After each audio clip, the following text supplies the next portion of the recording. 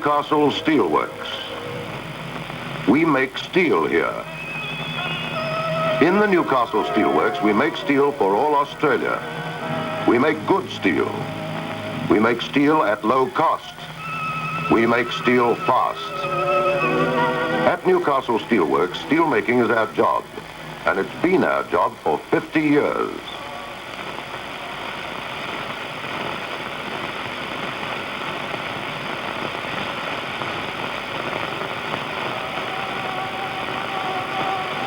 In the early 1900s, the men of the Broken Hill Proprietary faced declining returns from their mines.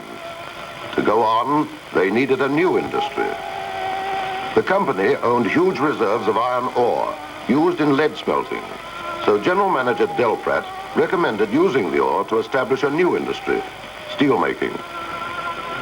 Backed by Chairman John Darling, Delpratt searched the world for an advisor.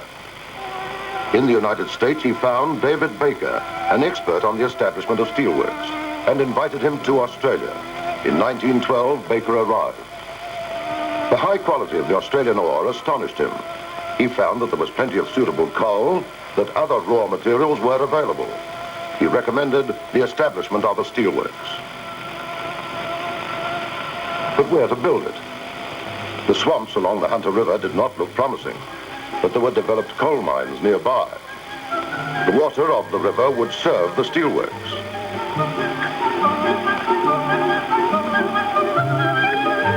And there was a port, a good port. The land was swampy, but the New South Wales government agreed to dredge a channel for shipping and to pump the spoil to the site, raising the level of the land.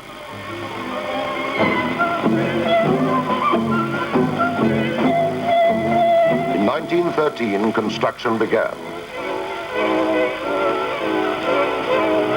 David Baker traveled by tram every day to the site, and people said, the steelworks will never do any good. The manager has to go there on the penny tram. In spite of what people said, the work went on. The company had promised it would be completed in 5 years. The builders did it in less than 3. In 1915, they finished.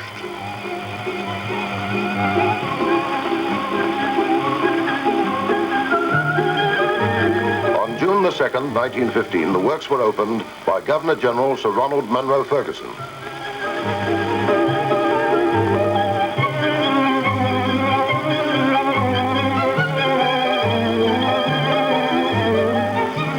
At the opening, everyone enjoyed a good dinner. They enjoyed it because it was a good dinner, and because now there was operating the first plant in Australia for the large-scale production of steel. It was 50 years ago, 1915, and Newcastle was producing steel. Guests at the opening took away pieces of the first rail produced. Most of these pieces are still about today, and so are many of the men who were working at the steelworks in those days, like Jack Jordan, who started with the steelworks before construction was completed. I started work here in July 1914 on the telephone exchange afternoon shift. After 5 o'clock, of course, there were few, if any, calls, and my job, if I may call it so, was to go up to the pumps, collect the fish for the 2 watchmen that worked on the works at that time, and hand over the fish to them, but I don't recall ever getting any for myself.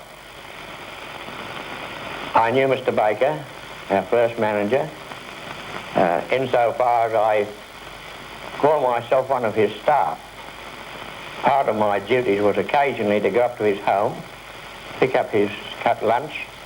Naturally, I would think a lot of Mrs. Baker, because being a boy, I got a piece of cake or a piece of fruit or something off Mrs. Baker every time I went up to collect the lunch. I remember very well the blowing in of the number 1 blast furnace. In those days, none of the employees had seen a blast furnace tapped, and the smoke and fires coming out, and we all start to run as fast as we could and as far away from the furnace as possible. But on the opposite direction was one of the blowers came along, an American. He said, "Don't run away, it won't hurt you," but it didn't stop us running. It was 1915 and we were in production. But before we did get into production, something else had happened. World War I.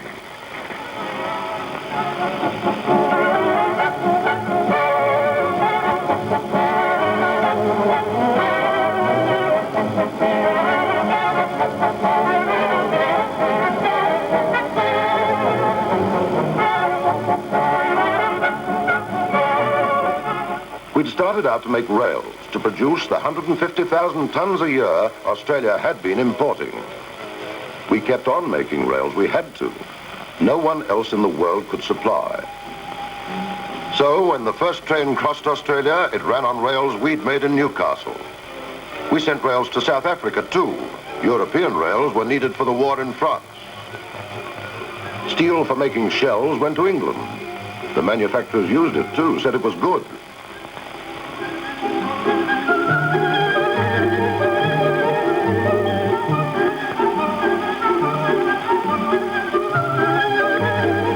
In Australia, shipbuilders couldn't import steel plate, so we rolled it for them on an improvised bloom mill.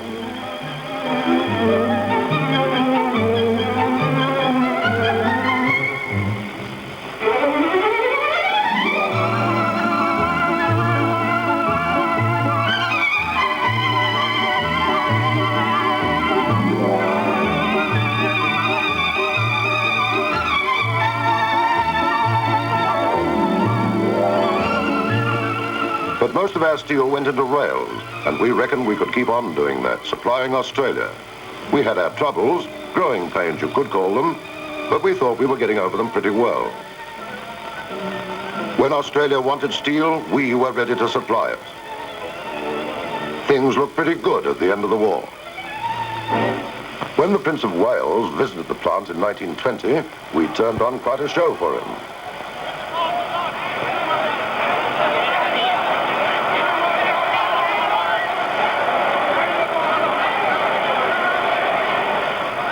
To take him around the plant, we laid on a special train.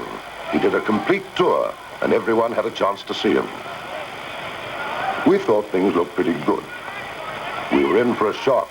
Suddenly, all over the world, there was plenty of steel, too much steel. There was supply, oversupply, and practically no demand. Surplus steel from overseas was dumped in Australia. There was no way for us to compete with steel sold under cost, and our own costs were rising. Coal prices, wages. The only choice the company had was to keep going at a loss or to close down, for a while at least. In 1922, the decision was made. The works closed. And some of the men who remember the close down are still working here. Jim Ryan is one of them. Started the coke ovens in 1918 as a boy, and from later, a couple of years later, I went into a men's job. I worked until 1922, had a break for 6 months. The work closed down. I came back, and I have been there ever since. The changes, one of the biggest changes, I think, has been safety. In the early days, we did not have the equipment we have today, such as helmets, goggles, face shields, gloves, boots. Yeah, so I think the big change was safety. During the break, some men were kept on, doing maintenance, working on improvements that would mean lowered costs when we started up again. But we weren't making steel. There was no point in that. The world had more steel than it needed. It was a tough time. Times did get better. In March of 23, after 9 months, the works opened again. It was pretty good to be back on the job, and we were happy to be there. We were back in production, but things weren't easy. Making steel is always hard work. Now, selling it was hard work too. We did our best to meet overseas competition. We had to. We had to lower our costs. That meant a drive for more efficiency. We built some new plants and modernized what we had. Steel output increased. We were competing.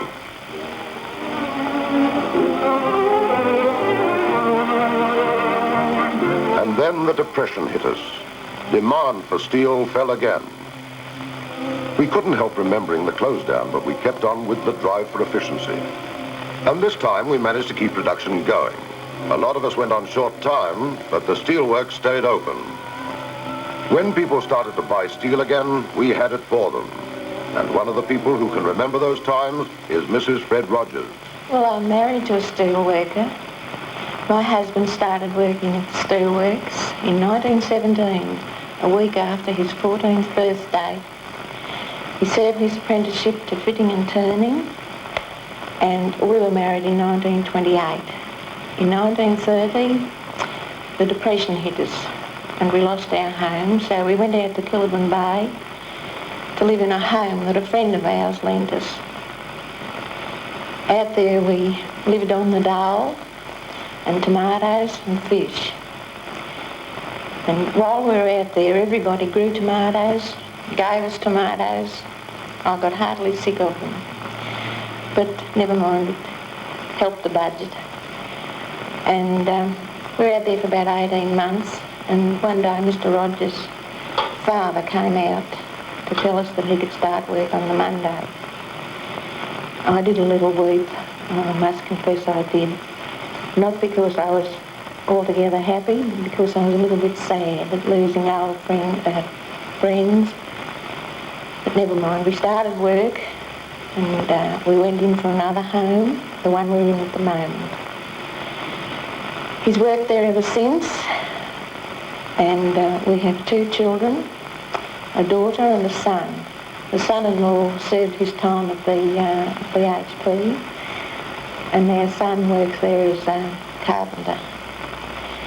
We've done very well, I think, and in about 2 years I hope Mr. Rogers will be retiring, and we intend to spend the rest of our days bowling and caravanning.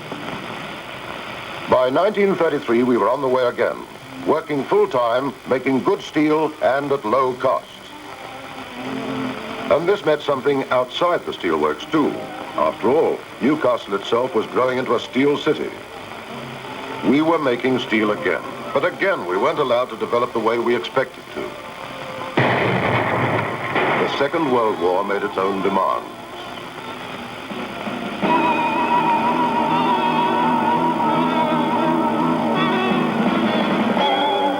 We made many new steels. We couldn't get the ferro alloys we needed to make steel from overseas, so we made them ourselves. And with the help of British experts, we produced magnesium. On our own, we set up the production of tungsten for tool steel. We did what we could, and perhaps a bit more, in spite of war. The war came closer. In fact, it turned up in our own backyard the night an enemy submarine shelled Newcastle. And the man who remembers that is Fred Rayfield. One night during the war, which I will never forget, was the night that the Japanese submarine shelled Newcastle. I'd come home off afternoon shift and retired about 1 a.m. I heard these whizzing noises through the air. I got up to investigate, and I saw the greatest sight ever in my life, just in time to see the Brewery light illuminate Newcastle. In the morning, the son and the wife, they both roused on me. I said, now listen, one frightened person per night was enough here.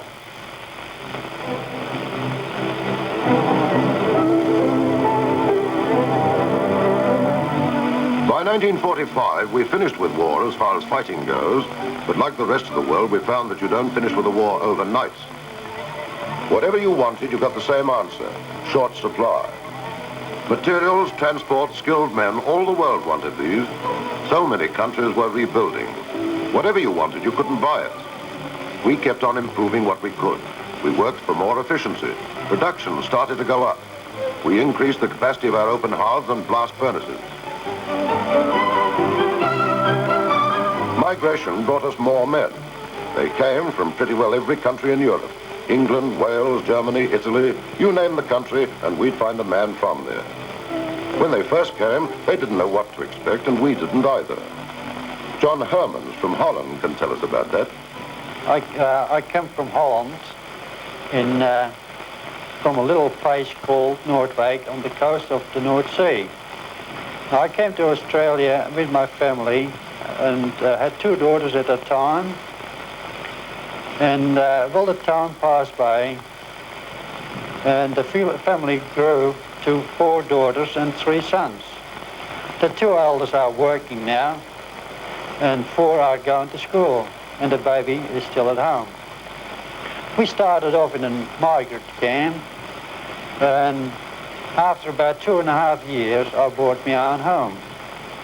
The reason I came to Australia was hoping to find stability and security, and that is what I found here in Newcastle, with the nice beaches and very beautiful scenery. And I'm very happy and quite satisfied with my work, and the money is good as well. The impression of Australia when I came here, that was when I started working. I used to call the boss sir, and that is how I used to call him back home. And well, that time, that went on for about 3 weeks, and my boss said, one of my mates said to me, he said, oh, you don't call the boss sir, he said, just call him Jack. I said, oh, I said, it's a bit funny, he said, I said, oh, he said, that is how they always used to do it here. I said, oh, I said, so after, in the beginning, it was a bit strange, but I got used to it after. By the early 50s, we were starting to build again, and we needed space. So the first thing to do was to go right back to the days of 1915. We started reclaiming land again, from the Hunter River at Platt's Channel. Programs and specifications, plans and schedules. It was the beginning of the greatest development since the Steelworks was built. It looked like the old start over again, but it was in a very different direction. Newcastle once again is taking the lead in the development of new methods of production, testing new steel techniques under Australian conditions. Progress at Newcastle makes a list of new developments.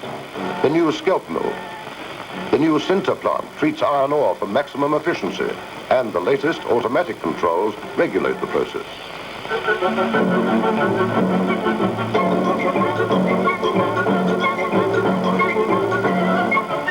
The Central Control Laboratory can give the men at the furnaces a report on test samples in a matter of minutes.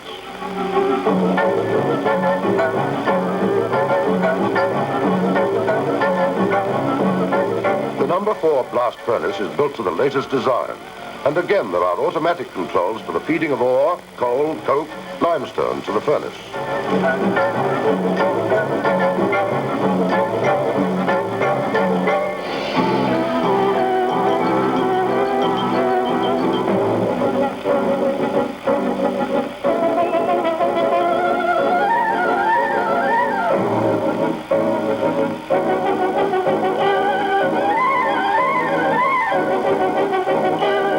High-speed rod mill turns billets 4 at a time to steel rod that is the raw material for wire making.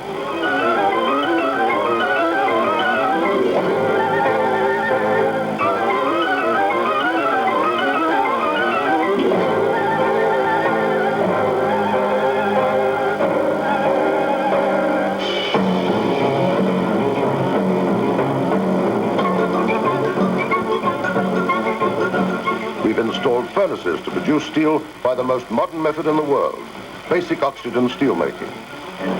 Materials are fed to the furnace in minutes.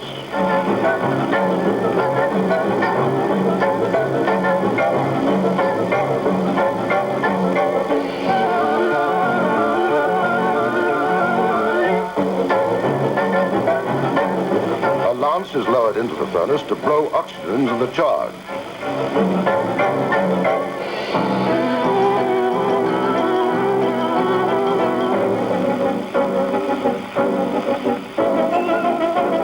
Where it took 14 hours to make steel in the open hearth, we now do it in an hour.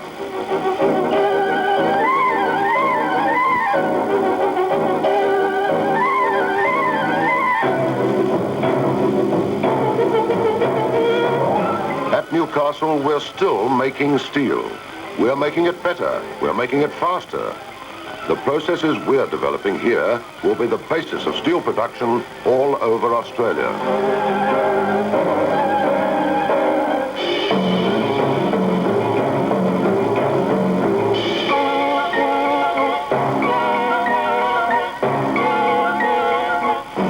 we've done so far is only the beginning. There are plans for another merchant bar mill to produce steel bars to new standards of accuracy. Another basic oxygen furnace that will feed steel to a new process, continuous casting. The system of curved molds we'll use in Newcastle is the world's most recent steel development. Handling of ingots will be eliminated, time saved, quality improved. The history of modern steelmaking covers only 100 years, and half of that 100 years we've been working here in Newcastle. Another generation of steelmakers is growing up, and one of them is Bob Murray. I've been at the Steelworks for 10 years now. I come from a small country town, a place called Condobolin. I came here as a trainee. I served 4 years on the plant as a fitting and turning apprentice. This was part of my course. I also attended university part-time during this course. And I have graduated as a BE, Bachelor of Engineering Mechanical. Whilst on the plant, I've seen some exciting things. This has been an exciting period. Exciting from a works point of view, and exciting from a personal point of view. Since coming here, I've been married. We're building our own home, and as a matter of fact, we're expecting what I hope will be another little steel worker. When I said it was exciting, I meant exciting. We've installed large new plants. Steel is changing. We're going to install more. My son is assured of a job here. Steel is a national commodity. Steel is a commodity. Today's world is built on steel. At Newcastle, we make steel. 50 years ago, we started here with 1,500 men. Today, there are more than 11,000. We've done more than build a steelworks. We've helped to build a city, the city of Newcastle.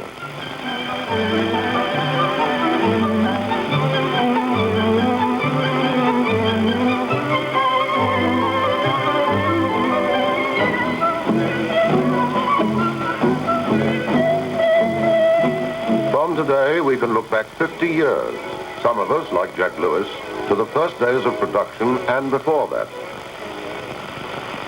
Well, in the first place, I think I'd better tell you that I am a Welshman. But the distant horizon was always beckoning to me.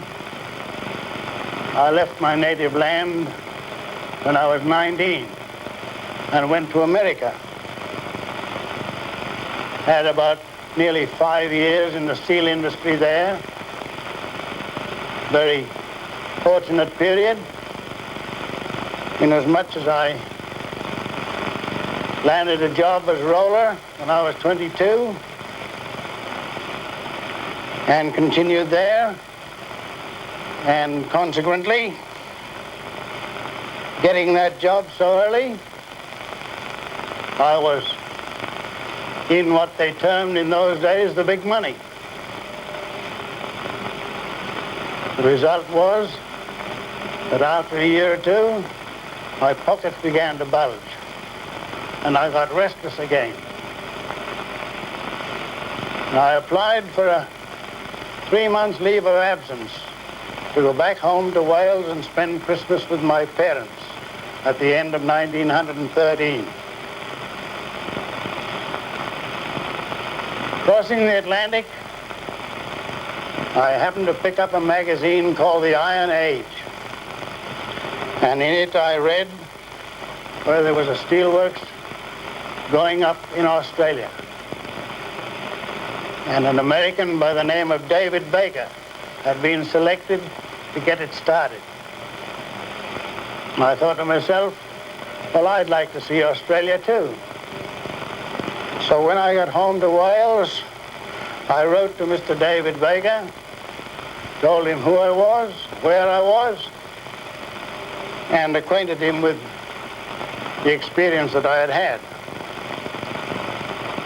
About the Christmas time, or a little before Christmas, 1913, I got a cable from him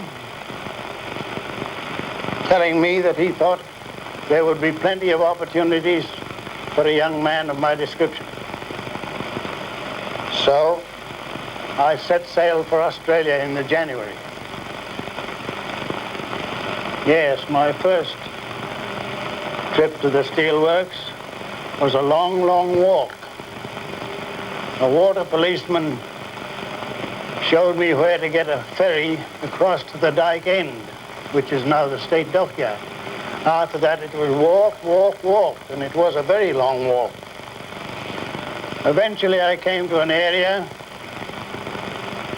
a lot of sand hillocks, partly swamp, and I stumbled along amongst this sand a little while, and I eventually stumbled over a piece of machinery that I recognized. It was the crankshaft of the blooming mill engine, and I knew that I was there. Looking at the steelworks today and visioning it as I saw it 50 years ago, 51 years ago, the accumulation of the changes have amounted to such an extent that it's very hard to enumerate them. They've all come in their turn. But in my opinion, the greatest and most important change was the advent of Essington Lewis. How much that man knew about steel making at that time, I don't know. But he knew enough to know that an untidy, dirty plant could not possibly be efficient. And he started in to clean it up. And he never let up on that job.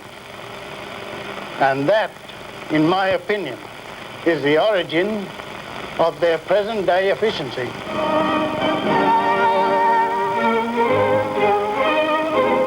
The first 50 years, 1965,